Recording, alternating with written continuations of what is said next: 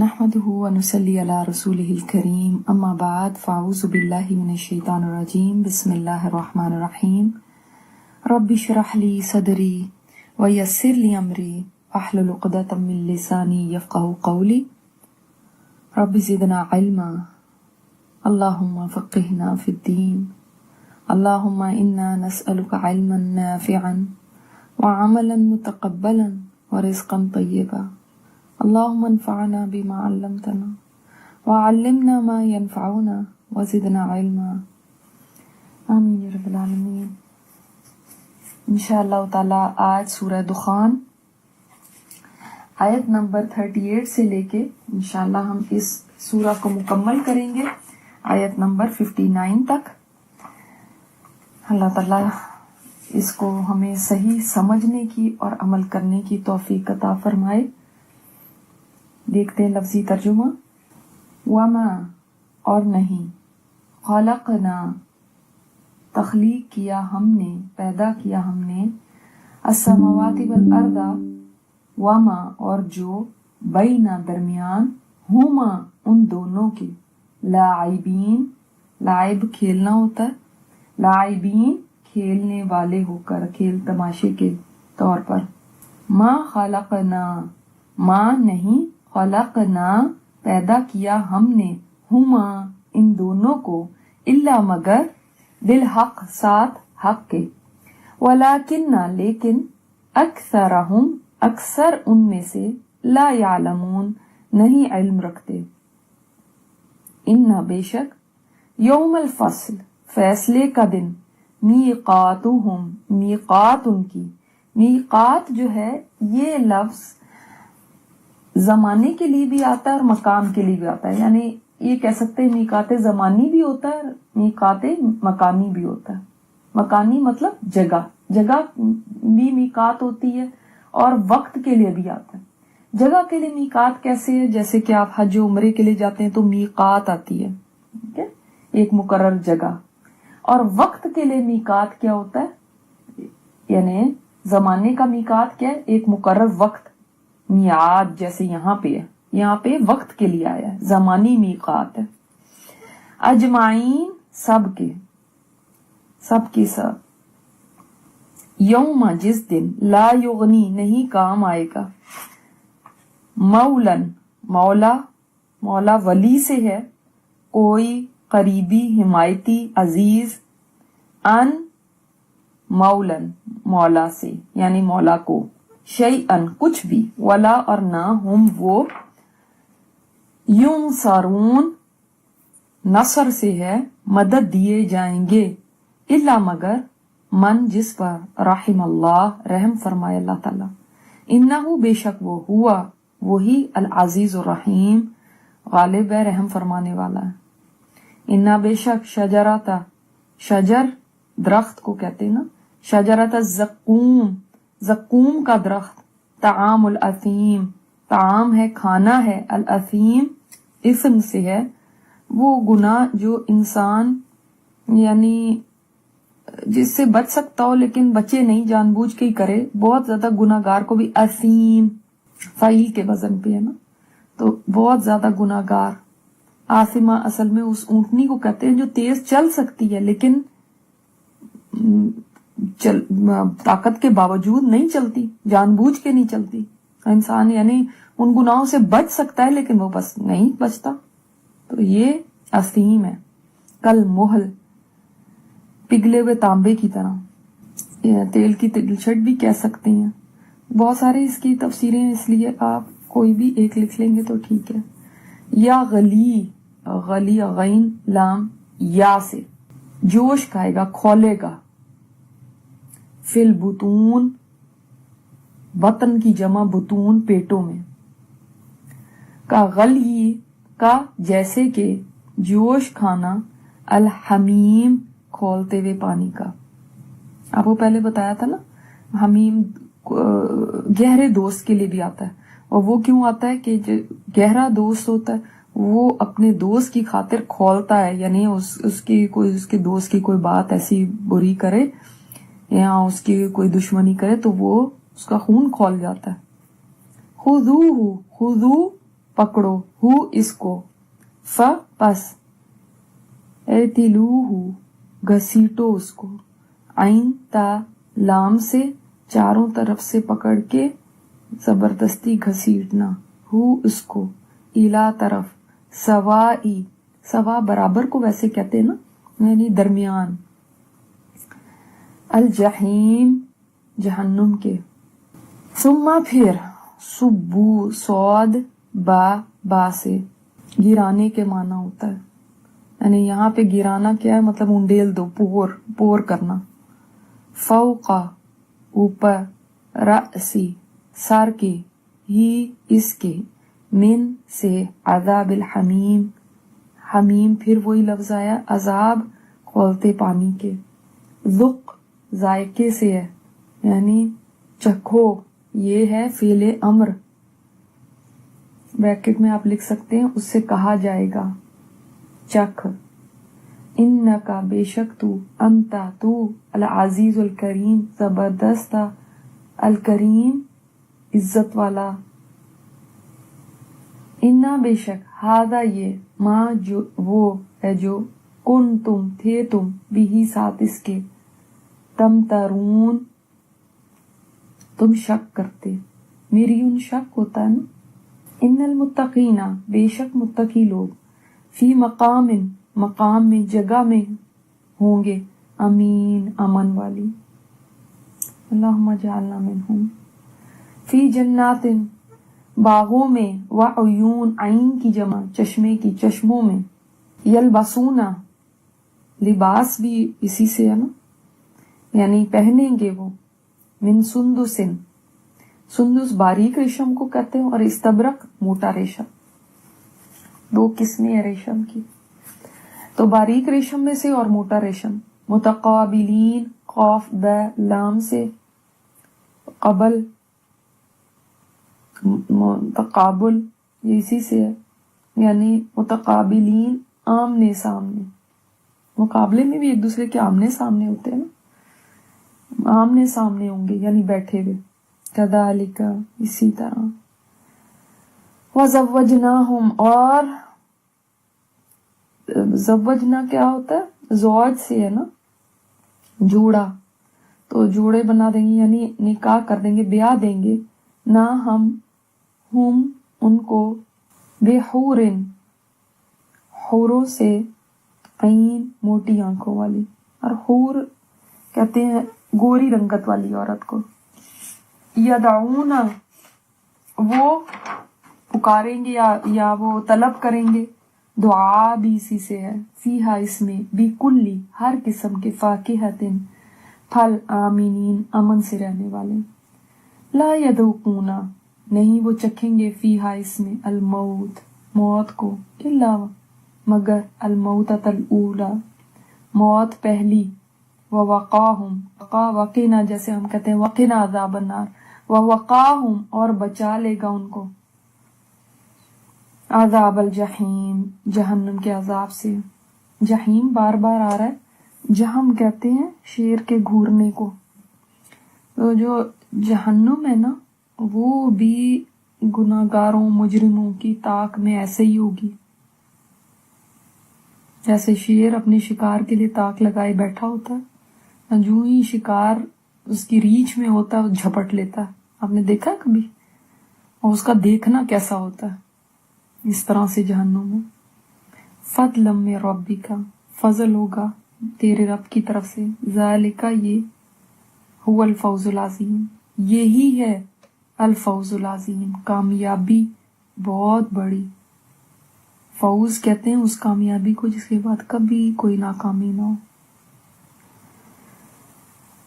فَإِنَّمَا تو پس بے شک، یسرناہ آسان کر دیا ہم نے اس کو، بِلِسَانِکَ تیری زبان پر، لَعَلَّهُمْ تاکہ وہ، یا شاید کہ وہ، یتذکرون نصیحت پکڑے، فَارْتَقِبْ پس انتظار کرو، پہلے بھی یہ لفظ گزرا ہے جہاں پہ دخان کی بات آئی تھی، اور انتظار بھی، منتظرون انتظر، یہ ہم نے پہلے پڑھا ہوا ہے لفظ، اور وہ بھی عربک میں انتظار کے لیے ہی آتا ہے، فرق کیا ہے؟ انتظار جب لفظ آتا ہے نا تو اس میں تھوڑی مہلت دی جانے کا معنی آتا ہے، اور یہ رقابہ سے ہے، وہ پتہ ہے رقابہ گردن کو کہتے ہیں، تو نگرانی کرنا، گردن پہ نظر رکھنا، تو یعنی بالکل چوکس رہنا، دوسرے کی موومنٹس کو واچ کرنا اور اس میں انتظار کرنا، یہ ہے۔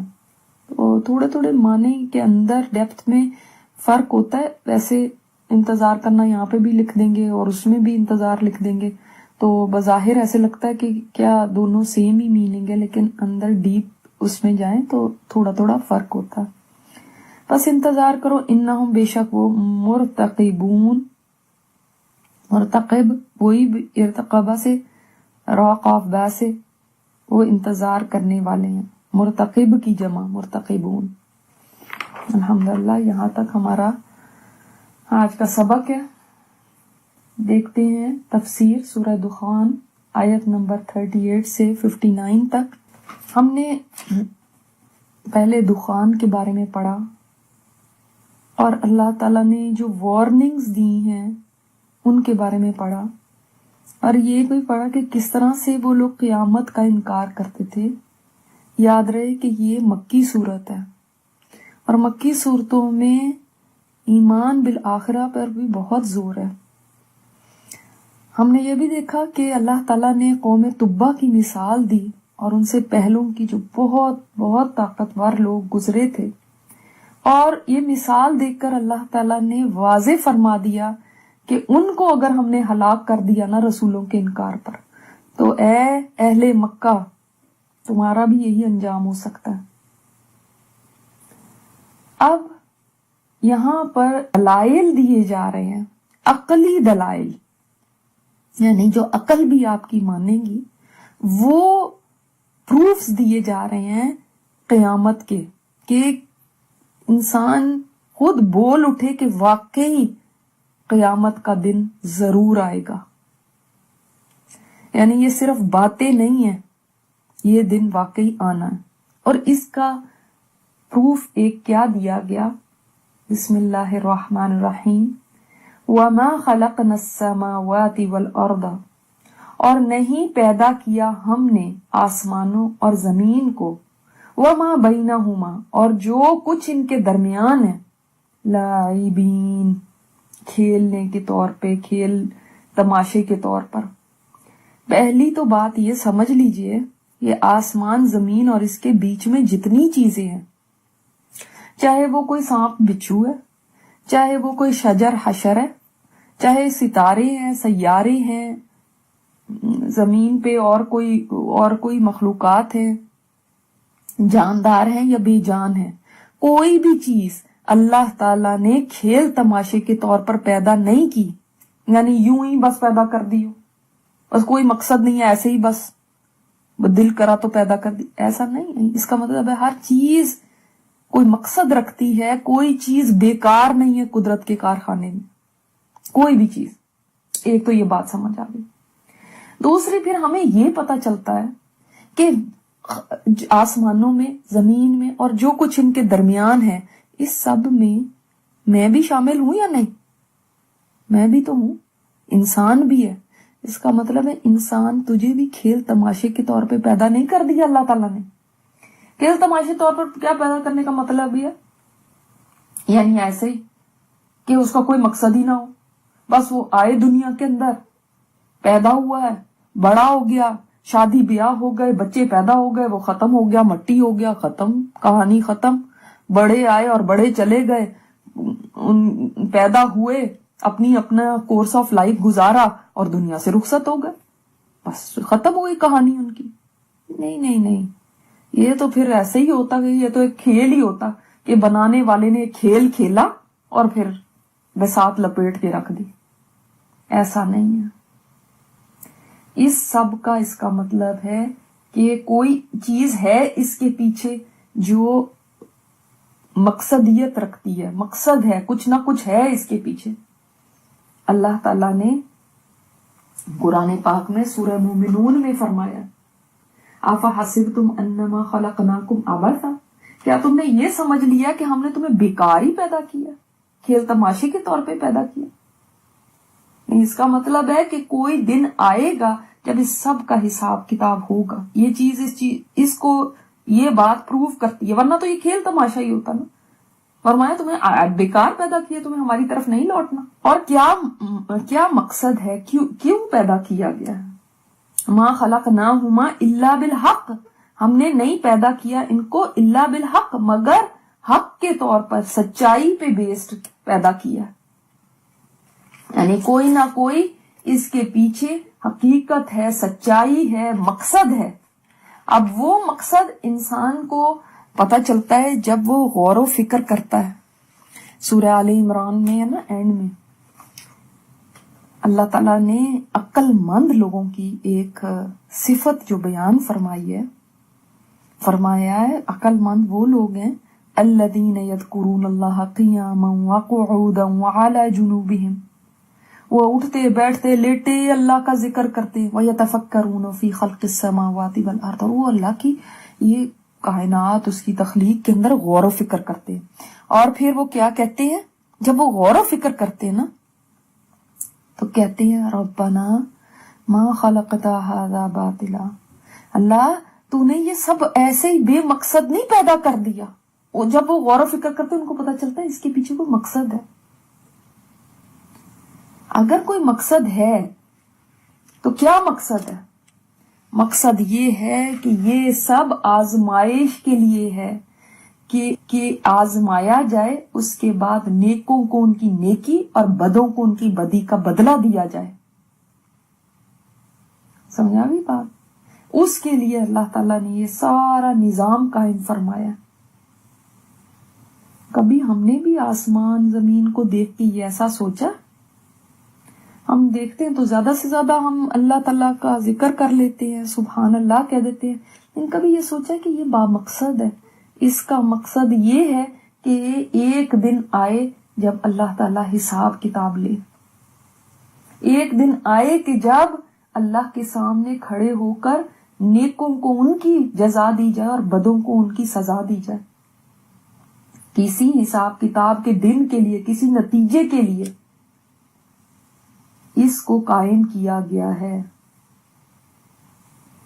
تو یہ چیز ہمارے ذہن میں اس طرح نہیں آتی کہ ہم یہ سب کارخانہ دیکھ کر اور یہ سوچیں. حالانکہ اللہ تعالیٰ نے فرمایا الا بالحق، مگر اس کا مقصد صرف اور صرف حق ہے. اور یہ بھی مانا اس کا بنتا ہے کہ حق کو قائم کرنے کے لیے اللہ تعالیٰ نے، اللہ کی توحید سب سے بڑا حق ہے، اس کے لیے اللہ تعالیٰ نے یہ سب پیدا فرمایا. ہم پھر اپنے آپ سے پوچھیں کہ جس چیز کے لیے، جس مقصد کے لیے پیدا کیا گیا یہ سب کچھ، کیا ہم اس مقصد کے مطابق جی رہے ہیں؟ کیا ہم وہ مقصد پورا کر رہے ہیں، یا ہم نے مقصد بس کھیل تماشا ہی سمجھ لیا؟ ہم نے اپنی زندگیوں کو بھی ایک کھیل تماشا بنایا ہوا، اور یہ اپنی جو دنیا میں آنا ہے اس کو بھی ایسے ہی سمجھ لیا کہ بس ایسے ہی آ گئے اور ایسے ہی چلے جانا. اور ہمارے بیک آف مائنڈ میں یہ نہیں ہے کہ اس کا ایک مقصد ہے. جب ساری کائنات اس مقصد کے پیچھے چل رہی ہے تو کیا میں بھی چل رہی ہوں؟ ہم نے تو یہ سمجھا ہوا ہے کہ ایٹ ڈرنک اینڈ بی میری، کھاؤ پیو مزہ کرو بس. اور وہی ہم کر رہے ہیں، کھا پی کے سیر و تفریح کر لی، زندگی گزر رہی ہے. پہلے کمایا، پھر اسے کھایا پیا، ویکیشن کی، اور اس کے بعد پھر کمانے میں لگ گئے، پھر جوڑا اور پھر یہی کام کیا. ہمارے نزدیک زندگی یہ ہے. اللہ تعالیٰ بتاتے نہیں یہ زندگی نہیں، اس کے پیچھے ایک بہت بڑا مقصد ہے.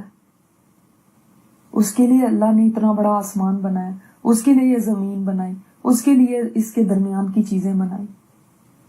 اب تم سوچتے ہو کہ اتنا سارا سامان بنا کے پھر اس کے بعد کوئی پوچھ نہیں ہونی، ایسے ہی تم نے مٹی ہو جانا ہے، ایسے ہی کسی دن آئے اور کسی دن چلے جانا ہے. یہ بس ایک نظام ہے اور یہ ایسے چلتا رہنا ہے. پھر تو اس کا مطلب یہ ہیپ ہیزرڈ ہے، کوئی منصوبہ بندی نہیں، کوئی پلاننگ نہیں، بس ایسے ہی ہوا اور ختم ہو گیا. نہیں، کوئی ہے جس نے بنایا ہے، کوئی ہے جو ایک دن لپیٹ دے گا، اور کوئی ہے جو ایک دن اس کا سوال کرے گا اس سب چیزوں کا. چھوٹی سی چیز بھی آپ کسی کو دیتے ہیں تو اس کے بعد حساب لیتے ہیں. آپ کسی کمپنی میں کام کرتے ہیں, آپ کسی جگہ پہ کاروبار کر رہے ہیں, آپ کے جو بھی نیچے کام کرنے والے ہیں, آپ ان سے حساب کتاب لیتے ہیں. اتنی بڑی اللہ نے تخلیق کی اور کوئی حساب کتاب نہیں ہوگا. لیکن کتنی دیر ہمیں یہ تخلیق کا مقصد یاد رہتا ہے. اللہ تعالیٰ نے فرمایا وَلَٰكِنَّ أَكْثَرَهُمْ لَا يَعْلَمُونَ, اکثر ان میں سے جانتے ہی نہیں ہیں, اس مقصد کو جانتے ہی نہیں ہیں. جو جان بھی گئے وہ بھی بھولے رہتے ہیں, وہ بھی غافل رہتے ہیں. جو کہتے ہیں ہم مانتے ہیں کہ ہاں ایسا ہے, ان کی بھی توجہ نہیں رہتی. سمجھ آ گئی بات؟ یعنی ایک دن ایسا ہے اللہ تعالیٰ نے بتا دیا ہے کہ یہ, ورنہ تو یہ کھیل ہی ہوتا نا. پھر اگر کچھ بھی نہیں ہونا تو یہ کھیل ہی ہوتا. دنیا میں آ رہے ہیں لوگ جی, کوئی نیکی کر رہا ہے وہ حلال کمانے کے لیے کتنے کوششیں کرتا ہے, کتنی محنتیں کرتا ہے, اور پھر بھی اتنا صرف اس کو پورا پڑتا ہے کہ اپنے گھر والوں کے لیے کھانے کا انتظام کر لے. اس کے علاوہ اس کی کوئی بچت نہیں ہے. دوسرا حرام کے اندر جاتا ہے اور عیش کر رہا ہے. آپ سوچتے ہیں اس کا کوئی حساب نہیں ہونا چاہیے.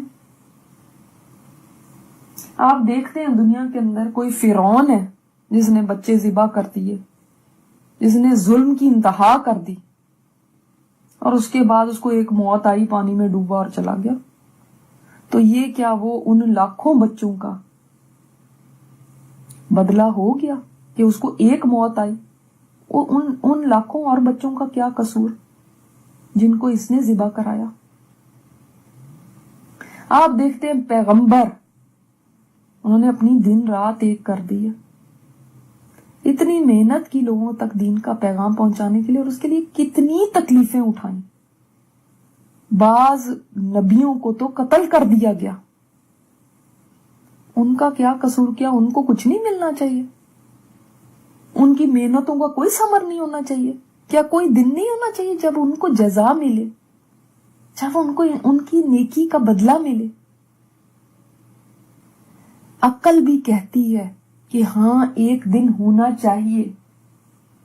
ہم دیکھتے ہیں کہ دنیا میں لوگ ظلم کرتے ہیں, بربریت کرتے ہیں, پھر عدالتوں میں جاتے ہیں, اور ثبوت کافی نہ ہونے کی وجہ سے وہ باعزت بری ہو جاتے ہیں. جی ثبوت ہی نہیں تھے. کئی مقدمے عدالتوں میں چلتے رہتے ہیں, لوگ مر جاتے ہیں, فیصلے ہی نہیں ہوتے. کہاں ہوں گے یہ فیصلے؟ اس کو کون پکڑے گا, اس قاتل کو جس کے خلاف انف ثبوت ہی نہیں تھا؟ وہ دیکھو ظلم کر کے بھی دندناتا پھرتا ہے. اور کئی کیسز, بے شمار کیسز عدالتوں تک جاتے ہی نہیں ہیں. خاندانوں میں کسی نے یتیم کا مال ہڑپ کر دیا, کسی نے کسی کے گھر میں فساد کرا دیا, طلاق دلا دی, کسی نے کسی کو قتل کر دیا, کسی نے کسی کا مال غصب کر لیا, کسی نے غیرت کے نام پہ کسی مظلوم کو قتل کر دیا, کسی نے کسی معصوم بچی کے ساتھ زیادتی کر دی, اور ساری زندگی کسی کو خبر بھی نہیں لگی. کسی نے دوسرے کو قید کر رکھا, وہیں مر گیا, اس کو وہیں دفن کر دیا, کسی کو پتا بھی نہیں. کبھی آپ میس گریوز کی باتیں سنتے ہیں کہ فلاں جگہ پہ ملی ہیں, کبھی آپ اور ایسی ایسی خبریں سنتے ہیں. آج کے وقت میں ایسی ایسی خبریں سنتے ہیں کہ کتنے دن نیند نہیں آتی. آپ سیریا میں دیکھ لیں, آپ اور کشمیر میں دیکھ لیں, آپ اور اتنی جگہوں پہ دیکھ لیں جو ظلم ہو رہا ہے. کون ان کا پرسانے حال ہے؟ کون ان کا پوچھنے والا ہے؟ کیا ان کا پوچھنے والا کوئی بھی نہیں ہے؟ کیا ان بچوں, ان معصوم بچوں اور بچیوں کے لیے کوئی نہیں ہے جو ان کی آواز سنتا ہو؟ دنیا میں بعض دفعہ سزائیں تھوڑی بہت کسی کو مل جاتی ہیں, کوئی تکلیف پہنچ جاتی ہے, لیکن وہ انف نہیں ہے. جو ظلم کوئی کرتا ہے وہ اناف نہیں ہے اس کا بدلہ. کیا بدلے کا دن نہیں ہونا چاہیے؟ ایسے ایسے مجرم ہیں کہ مثلاً ایک بندے نے کچھ بچیوں کو اغوا کیا، ان سے زیادتی کی، ان کو ٹارچر کیا، اس کے بعد ان کو قتل بھی کر دیا. اس مجرم کو 1 پھانسی کی سزا ہوتی ہے اور اس نے 10 بچیوں کے ساتھ ایسا کام کیا ہے. 1 پھانسی کی سزا. کیا ایک بچی کے قتل کی سزا ہے، یا اس کے ساتھ زیادتی کی سزا ہے، یا اس کے اوپر ٹارچر کی سزا ہے، یا اس کے اغوا کرنے کی سزا ہے؟ اور پھر باقی بچیاں کہاں گئی؟ یعنی آپ اپنے سامنے یہ چیزیں دیکھتے ہیں نا، آپ اپنے سامنے دیکھتے ہیں کہ ظلم ہو رہا ہے، اور مجرم یا تو چھوٹ جاتے ہیں، یا عدالتوں کو چکما دے کے، ظاہر کوئی ثبوت نہیں ہوتا تو پھر، یا پھر عدالت کسی کی جگہ دوسرے کو پکڑ لیتی ہے، یا بعض دفعہ مقدمے چلتے رہتے ہیں اور سزائیں نہیں ہوتی. تو کسی نے مجھے کہا یہاں کوئی پوچھنے والا نہیں ہے، یہاں کوئی پوچھنے والا نہیں ہے. اور دنیا میں تو واقعی ایسا لگتا ہے کہ یہاں کوئی پوچھنے والا نہیں، جو جس کا دل چاہ رہا ہے وہ کر رہا ہے. لیکن ہم یہ بھول جاتے ہیں کہ ایک پوچھنے والا ہے جو بہت بڑا ہے. اب جس دن وہ پوچھے گا اس دن تمام مظلوموں کو انصاف دلا کے رہے گا، حتیٰ کہ ایک سینگ والی بکری نے بے سینگ بکری کو بھی مارا ہوگا تو اس کا بھی بدلہ اللہ تعالیٰ دلائے گا. یہاں پہ مظلوم روتے رہ جاتے ہیں اور ان کو لگتا ہے کوئی فریاد رسا نہیں، کوئی ان کے آنسو پہنچنے والا نہیں ہوتا. سال ہا سال گزر جاتے ہیں، کوئی انصاف نہیں ملتا. کیا آپ کا دل نہیں کہتا کہ انصاف ہونا چاہیے ایک دن؟ لوگ جادو ٹونے کر کے لوگوں کے گھر تباہ کر دیتے ہیں، ان کا تو کسی عدالت میں بھی نہیں پیشی ہوتی. لوگ حسد سے اور کینوں کی وجہ سے کیا کیا قدم اٹھاتے ہیں، لوگوں کی زندگیاں جیرن کر دیتے ہیں. کیا ان کا کوئی حساب نہیں ہونا چاہیے؟ گھروں کے اندر 4 دیواریوں کے اندر کمزور عورتوں پہ یا بچوں پہ کوئی کیا تشدد کرتا ہے، کیسا ٹارچر کرتا ہے کہ دوسرے نفسیاتی مریض بن جاتے ہیں. کیا اس کی کوئی فریاد رسی نہیں ہونی چاہیے؟ زندگیاں تباہ ہو جاتی ہیں لوگوں کی، کیا کوئی پوچھنے والا نہیں ہونا چاہیے؟ کوئی ایک بچے کو اغوا کرتا ہے اور اس کو ایک فقیر بنا دیتا ہے ہاتھ پیر توڑ کے، ساری زندگی ماں باپ ڈھونڈتے رہتے ہیں. کیا ان ماں باپ کے آنسو پہنچنے والا کوئی نہیں ہونا چاہیے؟ آپ بتائیں، آپ کا دل کہے گا کہ ہاں ہونا چاہیے، ورنہ یہ سب بیکار ہے، ورنہ یہ سب ایک کھیل ہی ہے. پھر جس کی لاٹھی اس کی بھینس، جس کے پاس پاور ہے وہ جو مرضی کرتا رہے، پھر تو سب ایک اندھیر نگری ہے. پھر یہ وہاں ہو سکتا ہے جہاں کا کوئی خدا نہ ہو، لیکن اس جگہ نہیں ہو سکتا جس میں ایک خدا ہے جو منصف ہے، جو عادل ہے، جو حق ہے، اور جو سننے والا ہے، اور جو دیکھنے والا ہے، اور جو باخبر ہے. یہی اس بات کی بہت بڑی ایک دلیل ہے کہ اللہ ہے. اسی وجہ سے قیامت قائم ہوگی، انصاف ہوگا. کوئی مظلوم اس دنیا میں یہ نہ سوچے میں بے یار و مددگار ہوں، اس لیے کہ اس کے ساتھ اللہ ہے جو سب کچھ دیکھ رہا ہے. اور اللہ تعالیٰ آج نہیں تو کل ایک دن ضرور آنے والا ہے جب اس کو بھی انصاف ملے گا. اس کو دنیا میں کچھ نہیں سمجھا جاتا نا. جب معصوم بچوں کے اوپر کہیں ظلم ہوتا ہے وہ کوئی آواز نہیں اٹھا سکتے، ان کی آواز دبا دی جاتی ہے، وہ کچھ کہہ ہی نہیں سکتے، وہ اندر ہی اندر گھٹ جاتے ہیں. ان کے ساتھ ظلم ہوتے ہیں، وہ کسی کو بیان ہی نہیں کر سکتے. ایسوں کے لیے اللہ ہے. اللہ اکبر. تو اس لیے ایک دن آنا ہے جب وہ رب ظالم کو پکڑے گا اور مظلوم کے اس کی داد رسی کی جائے گی. اللہ تعالیٰ نے ایسے ہی نہیں چھوڑ رکھا اس دنیا کو کہ جو چیز چاہے کرے. سب جو مرضی کرتے رہیں. نہیں, وہ سمیٹ دے گا بساط کو, پھر دیکھنا کیسا انصاف ہوتا. تو اکثر لوگوں کو یہ بات سمجھ نہیں آتی, ان کو علم ہی نہیں ہے, اور وہ ایسے زندگی گزار رہے ہیں جیسے کوئی پوچھنے والا نہیں. ہاں واقعی ایسے زندگی گزار رہے ہیں کہ کوئی پوچھنے والا نہیں. بے ایمانی, چور بازاری, دوسروں کے ساتھ زیادتی, حق مارنا, دوسروں سے کو ہرٹ کرنا, اپنی ذات سے, اپنے عمل سے, اپنے ہاتھ سے, اور یہ سوچنا کہ کچھ نہیں ہوگا کیونکہ سب کر رہے ہیں تو چلتا ہے. نہیں چلے گا, یہ زیادہ دیر نہیں چلنا. تب کیا کرو گے جب اللہ کی عدالت میں کھڑے ہوگے, اور ایک ایک کلمے کا, اور ایک ایک ایکشن کا, اور ایک ایک نظر کے اٹھنے کا حساب ہوگا. تم سوچتے ہو یہ ساری باتیں یہی دب جانی ہے, اور جیسے یہاں پہ دنیا میں پردے پڑے ہوئے ہیں, کسی کو نہیں پتا چلتا, تو وہاں پہ بھی نہیں پتا چلے گا, اللہ کو بھی نہیں پتا چلا.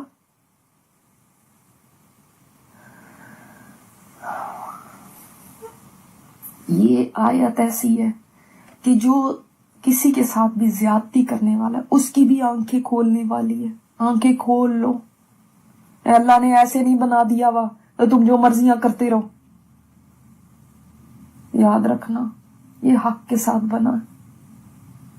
ان یوم الفصل میقاتہم اجمعین, بے شک فیصلے کا دن ان کی میعاد ہے سب کی, وہ ہے مقرر وقت, ورنہ تو اللہ تعالیٰ یہیں پہ فیصلے چکا دیتا, لیکن اللہ نے ایک وقت مقرر کیا ہوا ہے اور وہ وقت آ کے رہے گا. ہمیں لگتا ہے کہ نہیں صدیاں گزر گئی, پتہ نہیں آنی بھی ہے قیامت کے نہیں آنی. اب میقات ہے, میعاد ہے, جو ایک فکس ٹائم ہے اس کا, وہ اس وقت آئے گی. ابھی یہ کہتے نا اٹھا کے دکھاؤ ہمارے باپ دادوں کو اگر تم سچے ہو تو. پہلے ہم نے پڑھا نا آیت 36 میں, فاتوا بآبائنا ان کنتم صادقین. تو وہ اصل میں دنیا میں کیوں نہیں وہ زندہ ہو کے کھڑے ہو جاتے؟ اس لیے کہ یہ ابھی میقات نہیں ہے, یہ ابھی مقرر وقت نہیں آیا. جب وقت آئے گا تو وہ فیصلے کا دن ہوگا. اس دن سب کی نہیں, یہ ماسک چڑھائے ہوئے نا ہم نے دنیا میں, ہم ماسک چڑھا کے پھرتے ہیں کہ ہم سے زیادہ شریف کوئی نہیں, ہم سے زیادہ نیک کوئی نہیں, ہم سے زیادہ اچھا کوئی نہیں, ہم سے زیادہ پارسا کوئی نہیں, اور لوگوں کو دھوکہ دیتے ہیں. یہ ماسک اتر جائیں گے.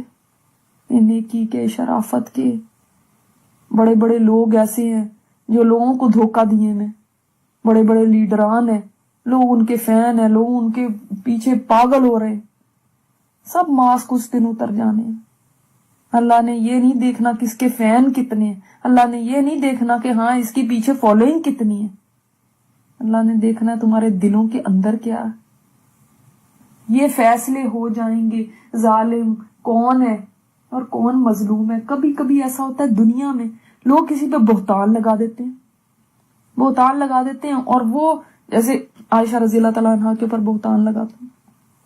اب جو مظلوم ہے اس کے پاس کوئی ثبوت نہیں اپنی مظلومیت کو ثابت کرنے کا, تو وہ کیا کرے؟ ایک دن تو ہونا چاہیے نا فیصلے کا.